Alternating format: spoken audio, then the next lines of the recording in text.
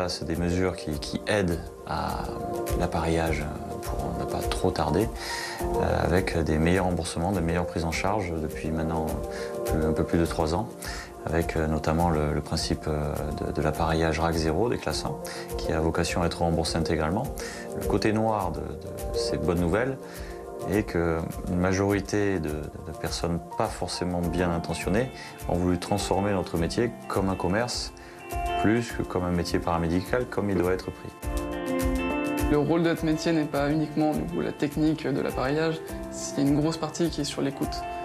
Il faut entendre ce qu'a besoin le patient, c'est ce qui est nécessaire pour lui dans sa vie quotidienne. L'écoute, c'est peut-être même le plus important du coup dans l'appareillage. On met l'accent sur le suivi. Notre fer de lance, c'est le ressenti patient avant tout, et c'est surtout la rééducation du patient qui nous intéresse, et non pas le bénéfice qu'on va pouvoir faire sur un appareil ou sur un fabricant plus qu'un autre. On va revoir le patient chaque semaine, pendant 1 mois, donc un minimum 4 fois. Et pendant chaque rendez-vous, différents tests seront faits pour tester son audition, notamment avec les appareils, sa compréhension avec les appareils, et plein d'autres tests complémentaires pour vérifier le bon fonctionnement de l'appareil.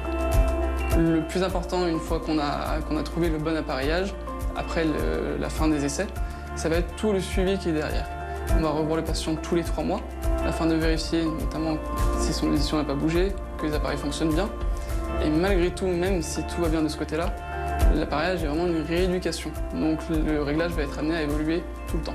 L'appareillage, même si quelqu'un sort du médecin ORL qui lui a fortement conseillé de se faire appareiller, n'importe quel patient qui vient en face de nous et qui a la prescription, même le test en question du docteur,